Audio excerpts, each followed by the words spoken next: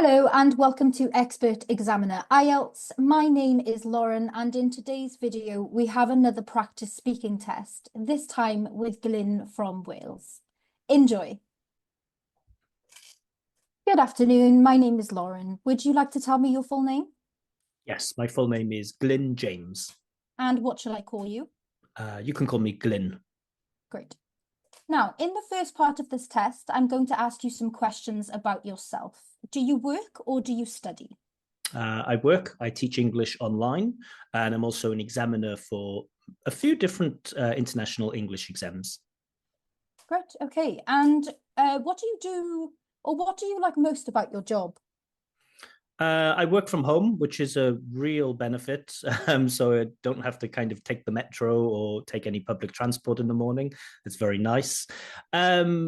With teaching, I really like making the materials, actually. Of course, I enjoy being in class, but actually like speaking to the student and understanding what they want and being able to create material specifically for that student is just, yeah, it's really rewarding. And do you think you'll still be working in the same place in 5 years? Yeah, I'll definitely be like in the world of English learning or English teaching. I don't know how much actual teaching I'll be doing. I like examining and I do a lot of like material design. So I'd probably like to do a bit more of that in the future. And also, I've done quite a bit of work as a teacher trainer. So I'd like to do a bit more of that in the future too. Let's talk about your hobbies. Do you have a lot of hobbies? Yeah, probably. I don't always have time for them, but I like music. I play the guitar. I try to play the piano. I read a lot. I like doing some fitness. So yeah, I probably have quite a few hobbies. How have your hobbies or interests changed since childhood? I was definitely sportier when I was a kid. I used to play all kinds of sports like football, rugby, and so on. Now I don't do that quite so much. Maybe I'm a bit more refined and a bit more cultured. Like I like going to the theater and going to art galleries and things. So yeah, that's one major change. Are there any new hobbies that you'd like to take up in the future? Oh, uh, I like language learning, so there's always like more languages I'd like to learn. Probably I'd like to learn more Chinese, but yeah, I'm not really thinking about like filling my time with anything new right now. Great. Let's talk about happiness. Do you consider yourself to be a happy person? Yeah, I do. I don't really have many like off days. Of course, like anyone, I'm not like super happy 100% of the time, but I think compared to the average person, yeah, I would say so. And what kind of things make you happy? Um, Sometimes really stupid things, like if my favorite sports team wins, I can't explain why because I think it's totally irrational, but you feel like this sense of pride. Yeah, some professional things too, like if I'm preparing a student for a test and they get a really good result, that makes me happy too. What do you usually do if you're feeling a bit sad? Um, Actually, I look in the mirror and I tell myself to snap out of it. Sometimes I think about some strange ideas in philosophy. I know it sounds really strange, but I just imagine, one day it's all going to be over. One day we're all going to be dead. And it sounds terrible and kind of dark, but at the same time, it helps me like not take everything too seriously. Right. Let's move on to part two. So in this part of the test, I'm going to give you a topic and I would like you to speak about this topic for 1 to 2 minutes. But before you do that, you will have 1 minute to prepare for your talk. You may take notes if you wish. Do you understand? Yes. Okay, great. I'm now going to share my screen.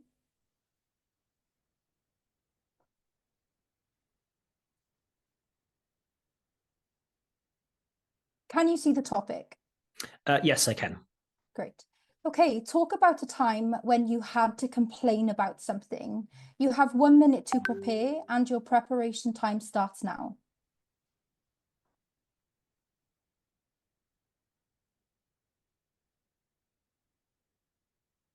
Okay, your preparation time has ended. I would like you to speak now. Okay. So I'm going to talk about a time when I complained about a webcam that I bought. It actually didn't happen a long time ago, like 6 weeks ago. So I bought a camera. Like it was advertised as being a special camera for streaming, and it wasn't like super expensive, maybe like $150 or so. But when I got the camera, it was actually terrible. Like the quality was at least twice as bad as my current camera, and even after like updating all of the settings and stuff, I noticed it still just wasn't very good. So I contacted the company where I bought it from, and they said, okay, you need to send it back to us. So I did that. And after I sent it back, they made the decision that they wouldn't refund my money. So I wrote to them and I complained and I explained that, this camera isn't as good as it should be. And it's your policy that you have to return money if the product isn't as good as you say it is. But they said that they were like minor scratches on the camera so that they couldn't resell it. So obviously I was really dissatisfied with the outcome. In fact, I was quite angry, and I was angry actually for a couple of days. I just kept thinking over and over again about this horrible company, about how they're lying and cheating. I didn't leave them a review, but I'm still thinking right now that I should leave them a horrible review saying that they're charlatans and things like this. So yeah, I still kind of think about it, but I've also convinced myself that it's $150. It's not the end of the world, and my current camera is all right for the time being. But I definitely know that next time when it comes to buying a camera, I really need to do my research better. I guess I Thank have you. more. Oh, okay. Okay. Let's move on to part 3. So, what are some things that a lot of people complain about very often? The weather. I think you hear that all the time in Britain, like if it's too hot, if it's too cold, if it's rainy. Other things people complain about might be, I don't know, their boss at work or their job in general. Why do some people feel uncomfortable complaining, especially if they've received a service that they're unhappy with?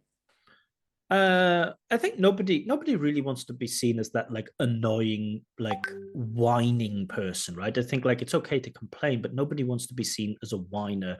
And I think there is a tendency for a lot of people to be like non-confrontational. They don't want to start fights and things like this. So even if they have really legitimate reasons to complain about something, I think a lot of people just think it's easier to say nothing.